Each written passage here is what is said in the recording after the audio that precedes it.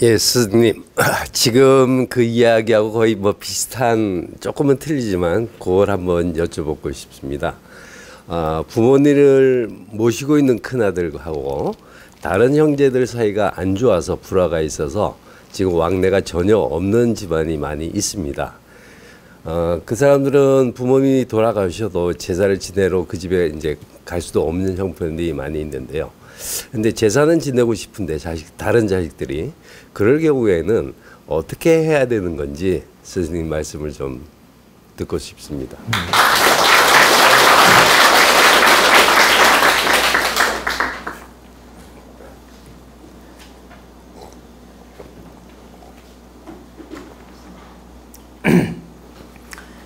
예, 이런 사연은 집집마다 많이 있습니다. 현 시점에서. 근데 제가 오늘 바른 답을 드리겠습니다. 정말 이 답은 우리나라 국민을 깨우치는 답이니까 이 유튜브나 강의를 듣는 분들은 이 강의를 들으시고 바르게 분별해서 행하시기 바랍니다. 자, 형제가 사이가 안 좋고 불목에서 가족이 모여서 제사를 지낼 수 없는 집이 많아요. 그러면 이걸 억지로 제사 지내기 위해서 형제가 모이는 게 옳으냐? 옳지 않습니다. 억지로 모여가지고 얼굴 붉히면서 제사 겨우 지내놓고 제사 끝난 다음에 싸움질하고 그리고 불쾌한 얼굴로 헤어지고, 이게 과연 좋은 방법일까요? 절대 그렇지 않습니다. 이것은 조상님을 불안하게 하고 부모님을 불안하게 하고 제사 지내는 게 큰 의미가 없는 것입니다.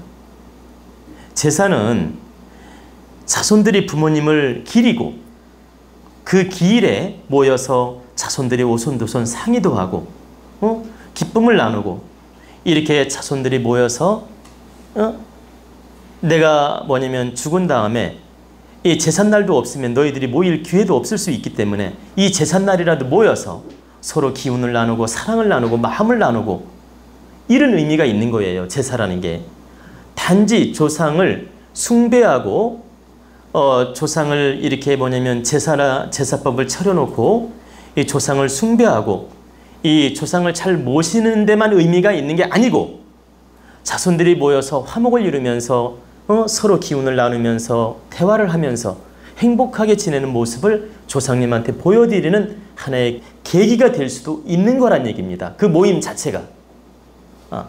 그러니까 즉 조상님의 기일에 제사를 잘 모셔서 조상님을 천도시키고 조상님을 이렇게 잘 대우해드리고 조상님을 잘 모시는 의미도 있지만, 자손들이 모여서 화합을 이루고 대화를 하고 서로 기운을 나누어서 행복한 모습을 보여드리는 데 목적도 있다는 얘기입니다.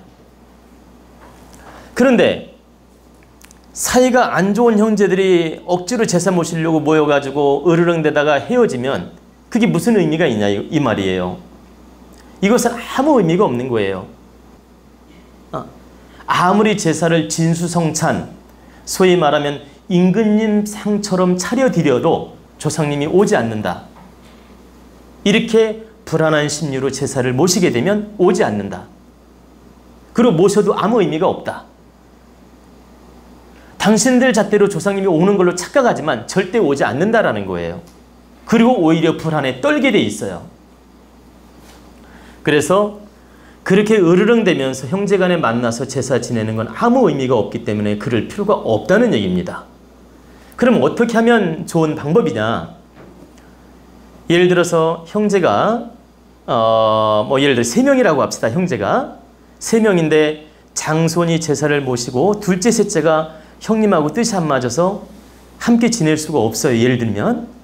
그러면 제일 장손이 제사를 모시게 놔두는 겁니다. 형님이 지내십시오. 알아서 혼자. 응?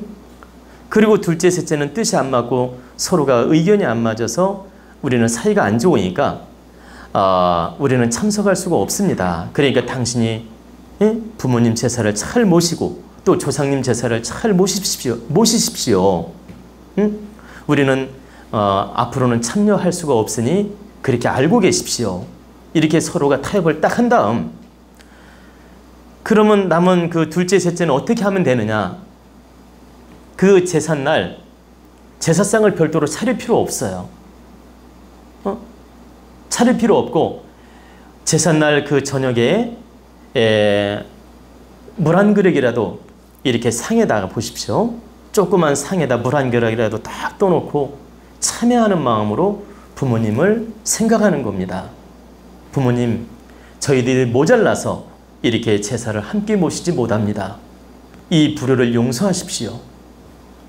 그러나 함께 참여는 못하지만 부모님을 기리는 마음으로 이렇게 물 한 그릇이라도 떠놓고 참여하는 마음으로 오늘 예를 갖춥니다.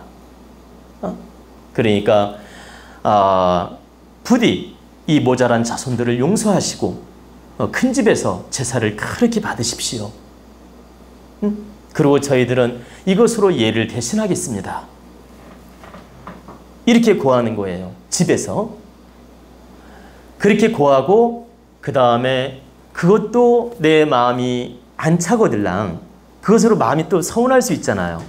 그걸로써도 내 마음이 차지 않거들랑 별도의 날을 잡아서 산소가 있다면 산소에 가서 술 한잔 붓고 인사를 드려도 된다.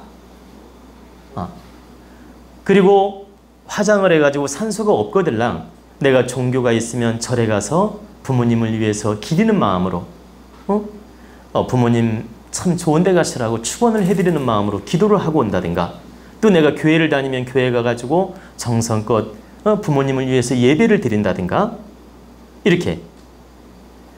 그러니까 그 제삿날이 지나도 관계없는 겁니다. 그 다음 날이든 일주일이 지나든 일주일 전이든 관계없다라는 거죠. 절이든 교회든 가서 진정 참여하는 마음으로 부모님을 추모하는 거죠. 또 조상님을 추모하고, 추모하면서 용서를 빌고 참여하는 마음으로 기도를 해드리는 겁니다.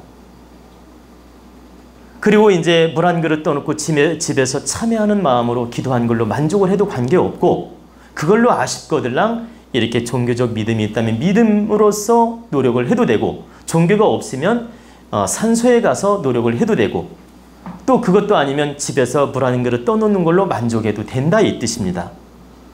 이렇게 해서 관계를 잘 이끌어가는 게 옳은 일이지, 안 되는 관계를 억지로 막 풀어가려고 싸움질하고 이렇게 하는 건 옳지 못하다. 이렇게 지금 제가 이제 이렇게 몇 가지 구분을 지어서 답을 드렸는데, 앞으로 갈수록 이런 현상은 많이 나타납니다. 왜 그러냐? 형제의 소중함도 모르고 이기적으로 자기만 잘 살면 되겠다는 그런 욕심이 팽배해지면서 앞으로 집집마다 이런 현상은 많이 생깁니다. 그렇기 때문에 이럴 때 억지로 싸움질하면서 화합을 하려고 하지 말고, 도저히 안 될 때는 내려놓고 이렇게 바르게 노력하는 것이 맞다. 이렇게 바르게 노력하는 것이 오히려 조상님을 위하는 길이며 조상님을 편하게 해드리는 길이다. 이해가 되시죠?